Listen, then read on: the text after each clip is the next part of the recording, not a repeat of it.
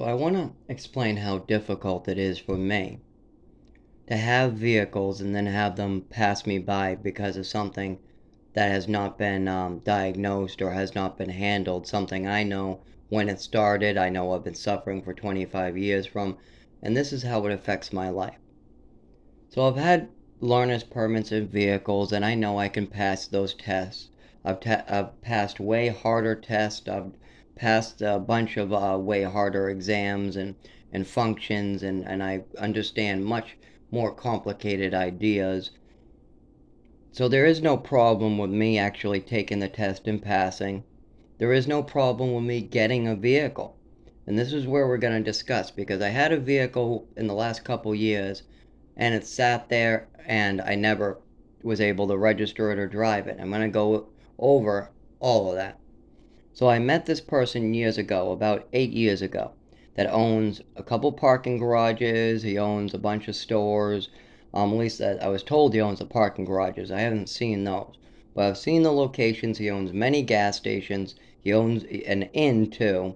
So he owns a lot of properties. And this person's from Pakistan. He's one of these millionaires. He has lots of money. He came to this country, bought up a lot of property. He sends a lot of goods back to his home family. He brings just like 16 different people on these big vacations. He rents out a mansion. I got to be part of this.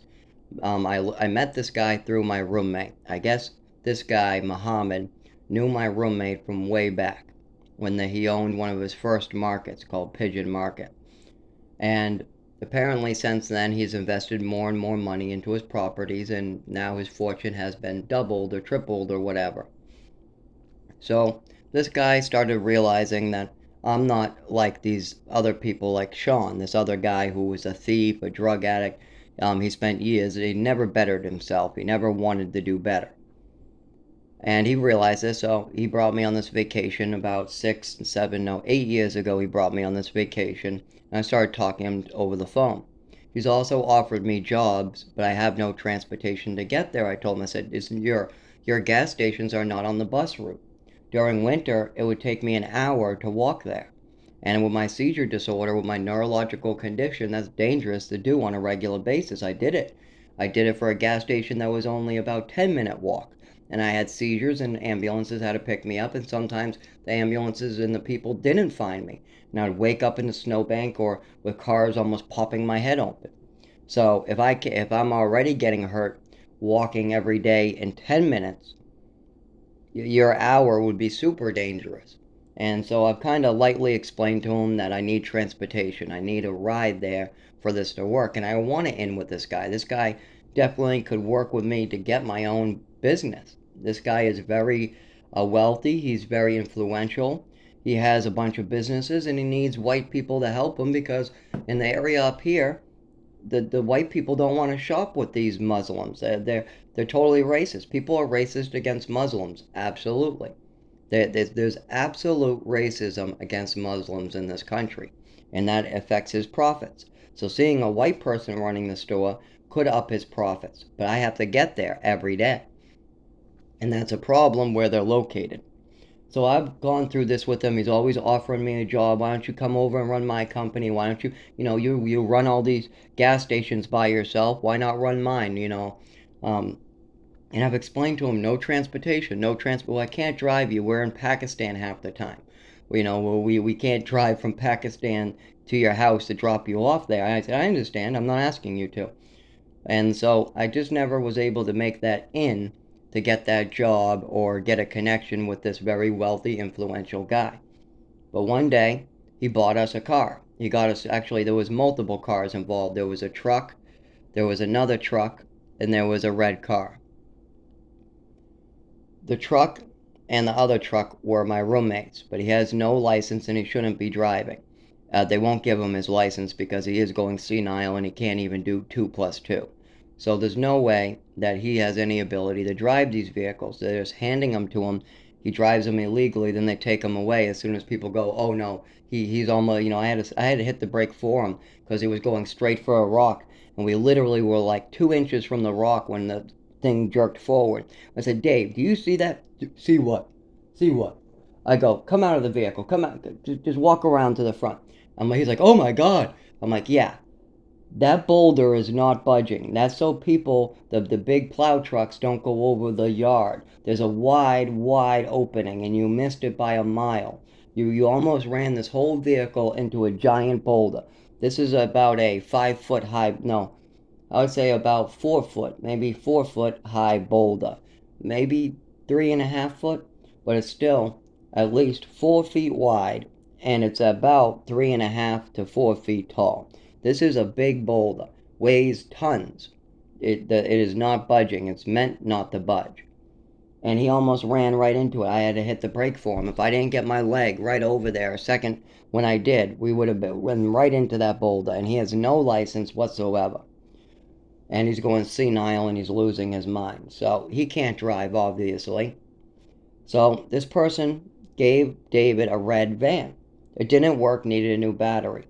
After it sat there for a couple months, it was gifted to me. I was told that I can have the red car. All I got to do is fix it up, get it registered, and it's mine. Bill of sale is mine, already signed, we're good to go. The problem is that I wasn't able to fix my neurological disorder. While I called the doctors, I'm working with the doctors, I'm trying to get the doctors to work on this neurological disorder, but they have records going back from my mother, the Social Security records. All my health care is all messed up thanks to my mother and father. So that's not an easy process, and they schedule every like one appointment every 6 months. So while I'm going and waiting for these doctors, while I'm doing the whole process, getting my new ID, getting this, getting that, getting insurance re-signed, all the different problems that come with that, I put a new battery in the van. I got to admit, though, my roommate helped pay for the battery. I said, if I'm going to do the labor and I'm going to be driving you around all the time, all right, what are you going to be doing? And he said, oh, I'll help pay for the battery. Okay, fine. So he helped pay for the battery. We put the battery in. So this is going to be my van. He has his own trucks, and they've taken him away from him, and they don't want him driving now. But me, they don't really know too much about my neurological disorder, so they're just gifting me a car. The car works fine. We put the battery in, that's all it needed. Tire pressure fine, everything fine. Runs fine. I even had somebody with a license take it around the block, come back with it. It works fine. Well, not around the block, around the gas station once. We went around the gas station one time to make sure it was running fine. And it was. But there's no plates, no registration, nothing ready for it. So now I'm waiting for my neurological disorder to be treated. Now, just recently I started getting some treatment. I'm on a seizure medication. I see 80% improvement, but not enough improvement to drive yet.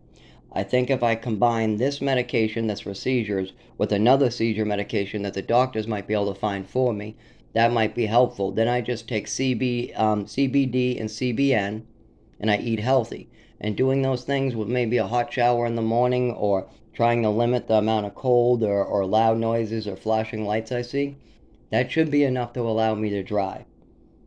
But I don't have a lot of documentation of what's going on with me, so I need to handle that first. So what ended up happening to this red van? Well, it sat there for a couple years while I was going to the doctor. I waited and waited and waited and waited and waited for these doctors to do what they need to do. But I also have a lot of people just trying to meddle in my health care too. People that don't know me, they don't spend time with me, they don't know my medicines I was on, they don't know my neurological disorder, they don't talk to me, they ignore my phone calls, and then they want to meddle in my health care. So that's a problem too. You got to realize that I had a mother and father who liked to meddle in my health care in bad ways that really affect me to this day. And now I have my father's third wife seems to be meddling in my health care too. I'm not quite sure in which ways yet. I'm still trying to get the documents and the statements that were made. So I can't quite speak on exactly what type of meddling there was, but there's definitely been meddling, and there could be a lot of good that my father could do to make this a smooth and easy process so I could get further diagnosis and further treatment for this neurological disorder. That's the seizures, the shaking of the feet, shaking of the hands, the pulsing of electricity going through my whole body. Pretty much all the symptoms that go back to the age of 5 or 7. But they're much worse now. There was a point where it got so bad, and I think it was after my seizure in Lowell, because I went to a pain doctor wondering if they could figure something out. And I didn't get any pain meds, no opiates, nothing like that. I had to have a talk with her about that. I said, I don't want any pain meds, no opiates, nothing. I just want to know what's going on with my spine, with this pulsing going down my back. It's not quite like pain, it's more like lightning. And she wasn't able to figure out very much either. But at that point, it was getting really severe. And the seizures were getting to be like once every year to once every 2 years at that point. Right now, they're really close together. But that was the point where it started to get really bad after I had another seizure, and I think I was still whacking my head and whacking my spine during these seizures. But I was living with this way before that. I had problems throwing footballs. I had problems in the cold. I had problems throwing tiles. I couldn't feel my feet when I played tennis.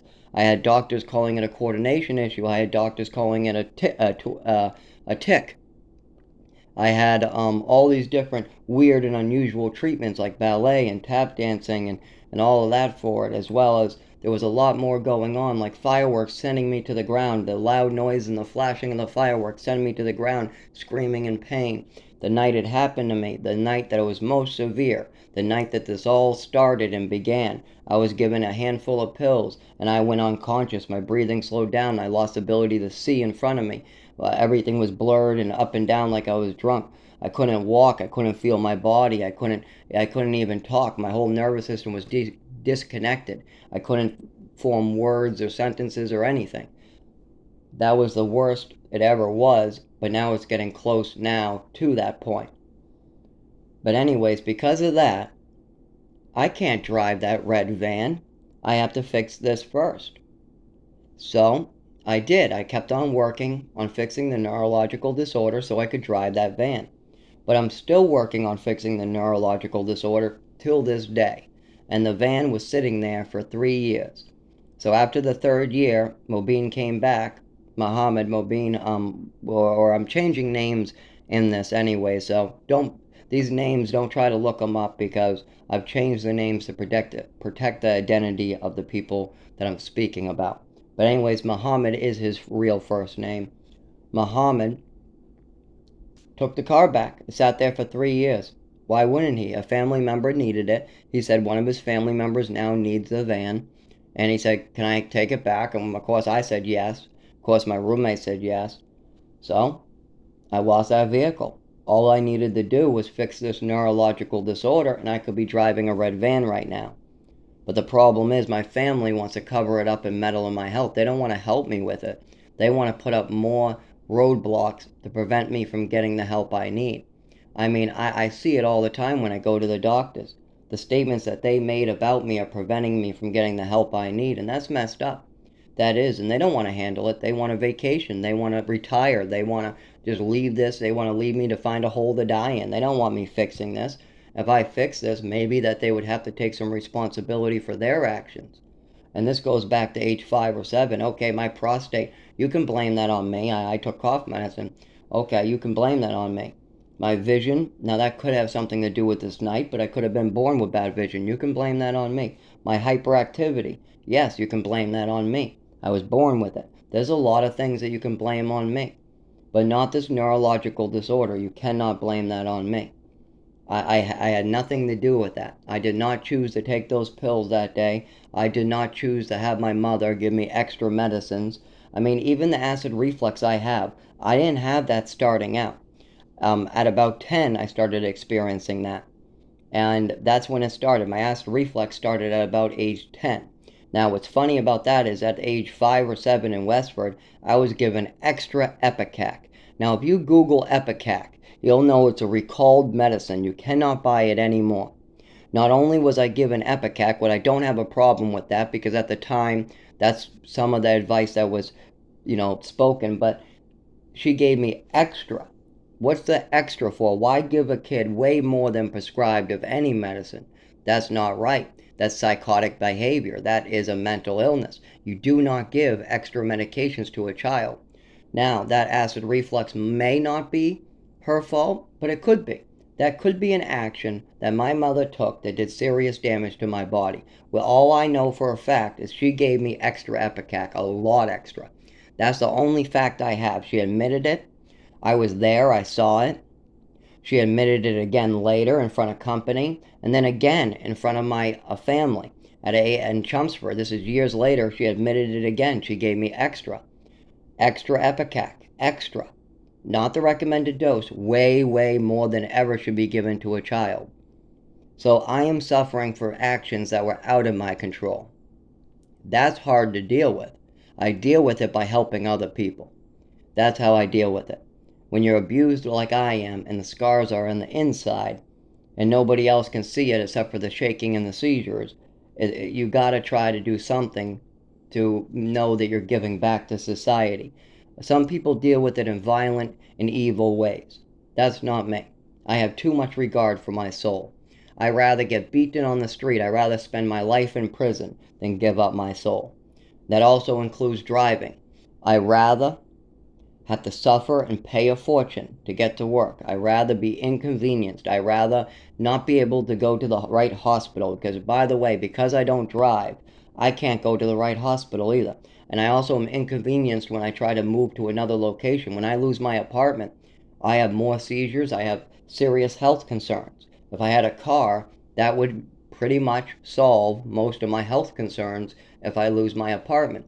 But I would be giving up my soul because I know this neurological condition is real. I know it. I've been living with it for 25 years. God, I know it. I mean, it's not even funny anymore. It's freaking destructive what my mother did to me. Luckily, I figured it out in time to stop damaging myself with all these crazy pills. And now I can try to get the help I need because I'm sober. I'm intelligent. I've worked through the process to try to figure out what happened to me and what it means. And their extra medication is never a good thing. Never.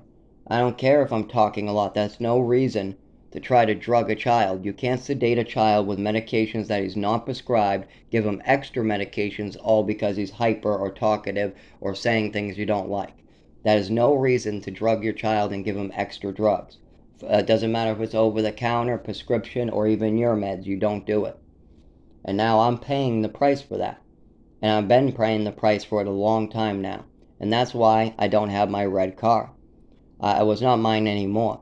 I had a chance, but the doctors didn't work on it soon. I'm still working on it today. I am still working with the neurologist. I'm still working with the primary care, a GI specialist, a urologist, even though the urologist will have to wait a while. I'm still working with the emergency rooms. But the problem is they think, well, Zach must be a crazy person because that's what it says in his Social Security case. They're not going to look into this while my family keeps on meddling in my health, and those records are permanent. When I bring this up to my aunt, now she's a nurse, she says that she's all smart about these things. But she gave me a stupid statement. She told me that your medical records are wiped out when you're 18. No, they're not. You're thinking of criminal records.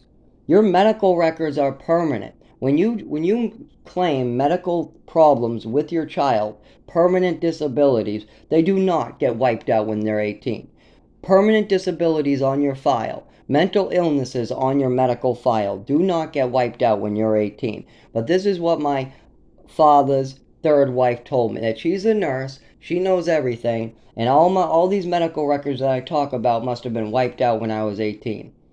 That is the craziest thing I've ever heard, because she's thinking of criminal records. Yes, criminal records get wiped out when you're 18. Now, the only criminal record I had was from my father telling them that I was drinking too much cough medicine. That's the only criminal record I have. They brought me in and charged me for drinking cough medicine, my own parents. Not even that. The only other charge I had was spray painting. I was spray painting under a bridge, and I was doing gray on gray. I picked out gray because I didn't want anybody really to be like, oh, he must be ruining that bridge. So I'm just painting over old graffiti with gray graffiti on a gray stone background. Those are my only crimes, so I'm not worried about those. No, I'm worried about this nonsensical fantasy that my mother created to cover up what she did to me. Also, she wanted to make sure that at 18 I would have financial security and that she wouldn't have to be the financial security. And also, she had a bunch of other reasons for doing this. But keep in mind, when I bring this up to my family, they come up with these one-liners like, no, those medical records were wiped out when you're 18. Permanent disabilities that you're claiming to Social Security and mental illnesses do not get wiped off your medical records. Absolutely not. And if you're a nurse, then you should know that. You should know that medical records are medical records and criminal records are criminal records. Those are very two different things. And I have little to no criminal record. I have a basic theft where I had to steal a shirt for some gang members. Um, I was arrested for trespassing, even though I was working in front of a store. I was unloading boxes. I go out for a snack and they arrest me for trespassing and possession of a box cutter. That's the stupidest thing I ever heard. So I was arrested for that. Um, Another petty theft. A girlfriend asked me to go steal something in what was it, Walgreens, and I got caught. But luckily those charges were dropped. Oh, and a public intoxication. I had a couple beers and medications, and that would cause public intoxication. Now I wasn't intoxicated the day that I actually was going for the walk for that, but I was on all these crazy pills that my mother had in me. And you got to keep in mind, these medications did make me intoxicated. The medications that my mother wanted me to take intoxicated me heavily. And people would say this constantly. I would take my meds, and then they would say I look high as a kite. And it was true. These pills were doing awful things to me. And people were saying that over and over. Zach, you look depressed. Zach, you look messed up. Right after I take all these pills. My mother says, take all these pills. I take all these pills. Then I look all messed up. And I had lots of people tell I could probably name at least 10 people off the top of my head that have told me I look messed up right after taking pills. And these are pills my mother is the one telling me to take. She's telling me to take these pills for the rest of my life without fully discussing with me why, without fully understanding the side effects or what could be happening to me from these pills. And there's also extra medications, there's extra stuff being thrown in there that I'm not prescribed. So you got many whammies holding me down. You got just piles of shit being piled on my head. And you got to keep this in mind. Of course, I can't drive until I figure all this out. So I could get a Mercedes tomorrow worth $20,000, but it has to sit there until this neurological condition is under control. When this neurological condition is under control, I can control my feet, my hands, and my nervous system. Then I can drive. Absolutely. There's no reason why I can't use that vehicle. I just go get my license. I just register the vehicle and I'm on the road. I'm in New Hampshire, so I don't need insurance. I could also hop on a motorcycle. Motorcycles might work better for me, but I still need my nervous system. I still need my nervous system. That's very important. If I still having this problems that have been going on for 25 years, then I might not ever be able to drive. And as long as my health is being held hostage, as long as people are making up stories, believing in my mother's fantasy, I won't be able to get the help I need. I'm getting somewhere with the neurologist, but I just changed neurologist. I don't have a ride to go down to Massachusetts and see him. He opened up a practice in Mass, and he doesn't want to travel up to New Hampshire because it's a 2-hour drive. So he saw me a couple times, and now he says I have to go down to Massachusetts to see him. Well, I don't have a car to do that, and the whole system to go down there wouldn't work. His practice is not like in the middle of someplace I could get to. So I have to see this new neurologist who's much younger, and I'm not quite sure what he knows or what he believes. I mean, I've only been sober completely for like 8 years with one relapse and a couple sprinkle of pot in there. But that's it. There's only so much that can be done in that amount of time. I had to get an ID first. You got to remember that no doctors want to see you without an ID, without insurance. And the hospital visits set me back, and I got to try to look for a job and pay my bills. There's also a lot of charity cases I work with. So you got to keep that in mind. This is a lot for anyone, man. I'm very strong. I ask God for strength, and He gives it to me. I'm a very strong man in my soul. In my mind, I'm a strong individual, but my body is weak and falling apart. And the one thing I need to fix, this neurological disorder, is hard to fix because the truth is not out there. The truth is what will set me free, but nobody wants to tell the truth but me. Nobody wants to really get into this but me. This is the truth. I'm talking about it. This is what can help me because it is true. But if no one wants to believe in it, if everybody wants to keep on going back to my mother's fantasy, I'm going to keep on getting hurt, and I'm going to fail in life. I'm going to fail if I keep on believing in a made-up fantasy. I tried that for 15 years. I tried it. Then I spoke to doctors, and I started to figure out what was true. I mean, honesty will set you free, and it has. But I've had to deal with hard, stressful, traumatic memories that I have to hit right on. I have to face them face front. I gotta move forward. I cannot move backwards and believe in some fantasy. I have to believe in the truth. I know I was there. I remember the extra Epicac. I remember the handful of pills before this happened to me. I have clear-cut memories. These are flashbacks. They're clear. I mean, they're the same every goddamn day. I live it. I mean, every time I have a seizure on the side of the road, I remember what did this to me. I mean, every time. I mean, this is no guess for me. This is an exact memory. Now, if being given a handful of pills, odd behavior, extra Epicac is all right, if giving kids extra drugs is something that won't cause this, then maybe I'm wrong.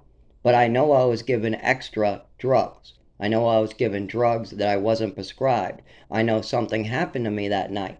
I know that night is when this pulse of electricity happened. I know that's when I was disconnected from my nervous system. I know that that's when this pain and suffering started. I know that. But now I have to figure out exactly what the diagnosis is. What's the words for this? I know that's called medication abuse. I know that, it's problematic. You don't give a kid extra of anything. But what did it do to me? It did something to my nervous system, and they call that a neurological disorder. I know I can't move my foot or arms properly. I know in my skin I'm number than most people. I can do amazing things with feeling very little pain in the skin area. I know I twitch. I know I have pulses. I know I have seizures now. Took a while to figure out those blackouts were seizures, where I wake up on the ground. They were so spread apart before, like every 4 years, that there wasn't many people paying attention. But as they got closer together, I got it figured out what those are called. Those are called seizures. And yes, medications can make them worse, and some medications can make them better. Keep that in mind. Alcohol also makes it better for one day, but then the next day, obviously, it's worse. I mean, alcohol by itself can cause seizures, so that also interfered with my ability to get proper treatment. And that only lasted, though, for about 3 years, where I was a straight alcoholic. It was about 3 years of straight drinking, maybe 2 years at max. But those 3 years did interfere with my ability to get treated. But this has been going on for 25 years. There's been lots of things that interfered with my ability to get treated. Lots of things. Moving around, not establishing care, having a mother continue her behaviors, me being moved around in the programs, me starting to have some behavioral problems due to what's happening with me. There's a lot to go over, and there's lots of reasons why I didn't get proper medical care for this neurological disorder and seizures. But that's no reason to continue fucking me over and not allowing me to get health care. Everybody should be able to get proper health care without having somebody else's made up fantasy preventing them from doing so. And if you're going to meddle in somebody's health care, you need to talk to them, discuss, you need to get information from them. You cannot just make up your own fantasy and go with it, especially if you're a newcomer to this. Like my father's third wife is a newcomer. After my mother passed away, I was about 19. She just came in at the end of it. She knew nothing about the situation. She didn't see the psychotic behavior from my mother. She didn't see what was going on with the pills in me. She didn't see the Epicac punishments. She didn't see any of that stuff. So of course she's not going to understand what's going on. But that's why you don't speak on it. She could be a good mediator, giving the information to my father, trying to connect the family, like my brother, my sister, me, my nephew, taking this information that my father has and putting it all together. She could actually do a lot of good. But calling my doctors or meddling in my health care would not do any good. It's just going to get me hurt because she knows nothing. All she knows is what I tell her. And if she wants to twist what I'm telling her and not get the points, then she's not going to be able to help. All she can do is pass it on in a proper way. And she doesn't even want to answer phone calls or do the hard work of picking up a phone. Apparently, picking up a phone to save your son's life That's too difficult. So if it's too hard to pick up a phone and answer it when your son is about to take an ambulance someplace, then I can understand that she's not going to help in any way. I mean, obviously, I was having a seizure. I was about to take an ambulance out of my own house. I'm trying to call her and I try to explain some stuff to her. No, every single time she doesn't answer the phone. She doesn't even try to do anything. I have to try to use a glowing screen and text. And that doesn't work either. That's even harder to explain myself. If you're not going to have full conversations, then this is a big waste of time. But the problem is that I'm the one who's going to pay the price for their negligence and their denial. Their denial, their negligence, and their loss of faith. This is a big loss of faith. They have no faith. And that's their problem. And I'm the one who's going to pay the price for it.